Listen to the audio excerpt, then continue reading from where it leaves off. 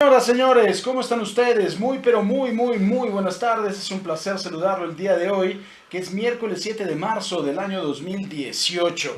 Mire, la buena noticia es que es miércoles y la buena noticia es que precisamente es miércoles de libros, que es, yo creo, que el descanso que tenemos toda la semana de hablar de temas de política, de hablar de violencia, aunque los tenemos que tocar después en todo el noticiario, en la información general, pero para mí es un descanso. Hoy he decidido que hay que recomendarle los libros de José Saramago, Premio Nobel de Literatura, que a mí me encanta. Mire, es una persona complejísima, me parece. Al mismo tiempo, lleva los temas tan complejos a la gente más común. Y yo creo que esa es una de sus grandes cosas. Entre las cosas que usted puede encontrar en Saramago es un tremendo temor a la autoridad y a las represalias, que me parece que es propio de una persona que vivió bajo una dictadura, que me parece que es propio de una persona también que era comunista y era una persona que estaba en contra de las propias instituciones, instituciones a las que me da la impresión que les tenía un temor reverencial, ¿no? Y que además de todo expresa en algunas de sus obras un miedo terrible al cambio. De verdad, es complejísimo y además de todo, y no estoy diciendo que sea complejísimo en el sentido que sea difícil de leer. No vaya usted a creer que es a lo que me estoy refiriendo. No es difícil de leer Saramago. Simple y sencillamente es un genio. Y de los últimos premios Nobel de literatura que hay, me gusta mucho también Vargas Llosa, pero Saramago tiene la particularidad de llevarlo usted a viajar en el tiempo. Mire, a mí, yo empecé, y en ese orden quiero recomendárselos. El primer libro que leí de Saramago fue Todos los nombres. Todos los nombres es un libro no muy conocido de Saramago, que es la historia de un registrador, de un escribano, porque además de todo, de lo que le voy a hablar hoy, el día de hoy, de los libros que le voy a hablar el día de hoy, por ejemplo, en La Caverna habla de un alfarero, Todos los nombres habla también de un escribano del registro civil, en Claraboya, que es su primer libro, paradójicamente, habla de no sé si es un zapatero, me parece, ahorita se lo digo, aquí tengo también un poquito de la información, y en todos de verdad le lleva a usted a sumergirse en el mundo en el que él está inmerso. En Todos los nombres se trata de la historia de José, que además de todo, eso es maravilloso, es el único personaje que aparece en toda la obra. Habla de todos, habla de su jefe con un temor reverencial impresionante, habla de las personas de las cuales él tiene que pasar las escrituras, desde las actas de nacimiento, desde las actas de matrimonio hasta las actas de defunción. Don José vivía además de todo en un cuartito anexo al registro civil. Entonces eso le daba la particularidad o la oportunidad de poder entrar al registro civil por las noches y poder tener información que incluso él iba después a corroborar al panteón. Y en base a eso, de verdad, empieza a darse una serie de historias que él mismo trama en la cabeza, que son maravillosas, siempre con el temor de que el señor director, al cual dice así toda la obra, que el señor director, y se refiere con él, como le digo, un temor reverencial, se pueda dar cuenta de esto. Es una obra maravillosa, Todos los nombres. Yo la tomé y empecé. No es habitual que usted empiece a leer a Saramago por Todos los nombres. Hay veces que, pues regularmente la gente conoce de Saramago Ensayo sobre la ceguera, que también vamos a platicar de él, y después empieza a leer Todos los nombres. No, yo empecé por Todos los nombres y créame que me enamoré también de Saramago.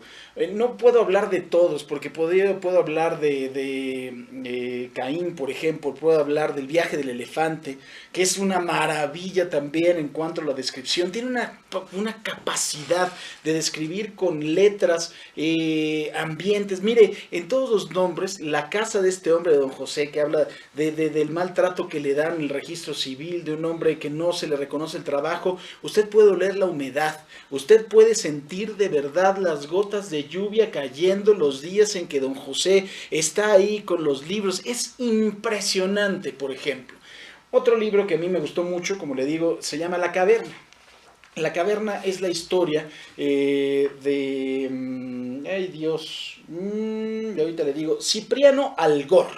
Es la historia de Cipriano Olgor, que es un alfarero, y él vive en su casa,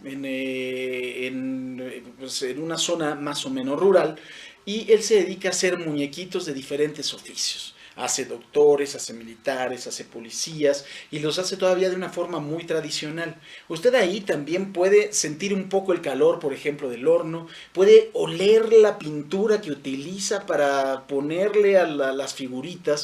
Es la historia también de los hijos de don Cipriano, es la historia de una mujer que es la vecina, que de repente tiene ahí unos amores con ella, y es también delicioso leerlo porque son amores de gente vieja, de gente con mucho temor, de gente además de todo pues que no está acostumbrada a la verdad, a las relaciones que tenemos en este momento, que son ultrasónicas, por decirle en alguna forma, y se da la necesidad de que él tiene que abandonar su casa porque tiene que ir a un almacén que haga usted de cuenta que es una entidad. Un almacén, me estoy refiriendo a una tienda departamental, pero es una entidad en la cual casi ese almacén gobierna la vida de todas las personas, porque las personas son proveedores del almacén.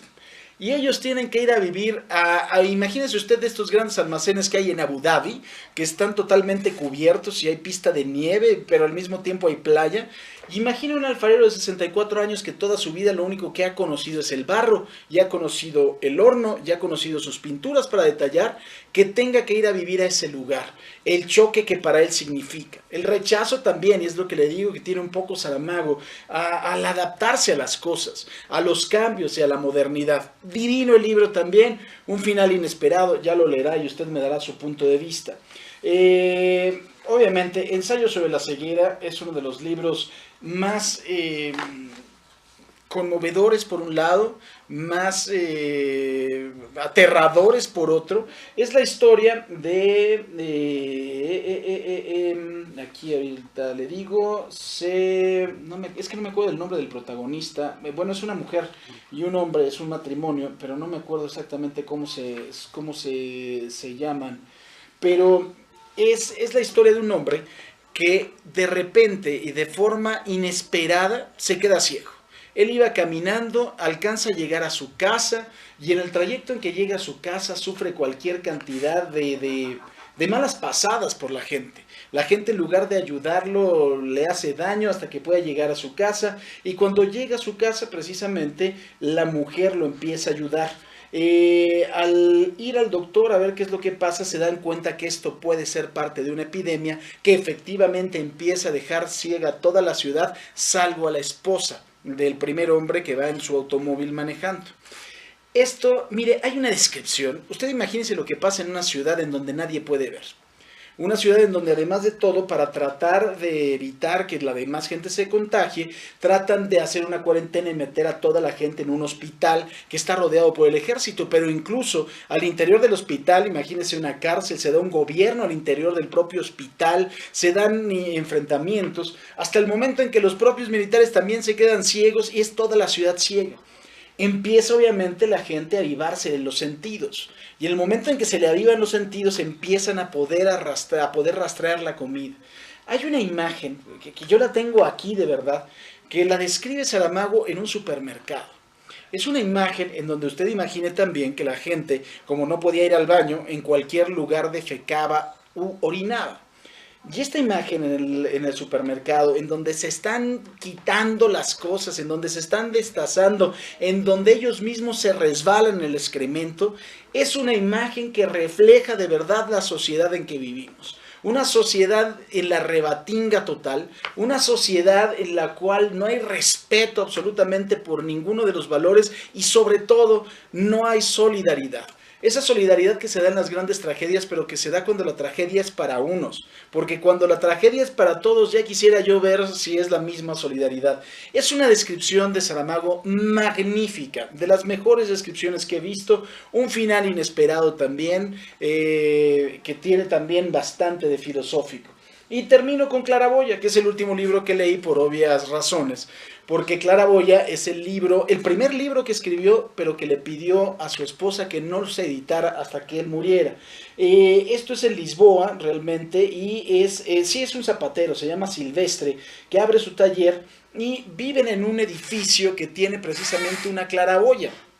Ahí vive también una mujer que resulta ser muy guapa, que es novia de quién sabe quién, de un tipo con dinero. Haga usted lo que ustedes ven en sus edificios hoy en día, ¿no? Que hay un hombre trabajador y tal, y que le gusta a lo mejor una mujer. Claro, pero esa, la del 5, la que se va con todos, la que viene el coche caro a recogerla. Un asunto por ahí tiene que ver Claraboya, y es un edificio en donde precisamente la luz les entra por una claraboya, y en donde Saramago empieza de alguna forma a bocetear, si me permite el término, a hacer los bocetos de los personajes que van después apareciendo en sus diferentes novelas. Pero es hermosa de verdad la historia de Silvestre, de este zapatero, de sus ganas de trabajar, y es la única que realmente está ambientando en una ciudad real, porque la ambienta en Lisboa, obviamente con el mismo temor reverencial a la policía. No sé si usted sepa, por ejemplo, la misma figura ¿cómo se llamaba? Una especie de policías que había en España, que traían las llaves de las casas para cuidar la moral. O sea, el policía de la cuadra traía las llaves de las casas, y él es el que abría la casa cuando llegaba la señorita, cuando llegaba el señor, el sereno le decía. Y el sereno traía las llaves de las casas, porque era no solo el guardián de la seguridad, sino también el guardián de la moralidad. Claro que el sereno se le distraía la moralidad y las llaves de las casas siempre y cuando algún joven caballero con dinero le pudiera poner en su mano un poco de pasta, ¿no? De algunas pesetillas en ese caso. Algo parecido también sucedía allá en Portugal, y es un poco de lo que tiene que ver esta novela Claraboya. Le recomiendo también Ensayo sobre la lucidez, es muy bueno. Tiene que ver con las elecciones. Un día amanece un país en donde votó el 100% del padrón electoral, pero ese 100% del padrón electoral anuló su voto. Imagínense, las vacaciones de la muerte creo que así se llama, las vacaciones de la muerte. Es una locura. Cuando la muerte se enamora, ¿qué es lo que pasa si ya no llega por nadie? Porque está enamorada. No. Saramago es de verdad uno de los autores más maravillosos, más complejos en la elaboración de historias, en la elaboración de las relaciones personales, que además de todo le puede usted transmitir el mayor de los temores, el mayor de los temores a la autoridad, el mayor de los temores a las represalias, el mayor de los temores al cambio, que quizás se puede identificar con muchos de nosotros, con lo que estamos viviendo hoy en día, con la represión, con la violencia y con los cambios que además de todo vienen de la mano de la tecnología. Se lo recomiendo, Premio Nobel de Literatura. Si no le gusta, yo le compro todos sus libros. ¿Qué le parece? La 1 de la tarde con 44 minutos, tiempo del centro de la República Mexicana. Ya lo sabe, a través de Twitter estoy para servirle, @FranciscoSea, todo junto y con Z. Hacemos una pausa, volvemos con usted. Esta es la segunda de Imagen Informativa. Y para ustedes, lean a Saramago. El viaje del elefante, de Solimán el elefante, es una maravilla y es chiquito. Caín también es una cosa divina. De verdad, lean a Saramago. Salven su vida. Adiós.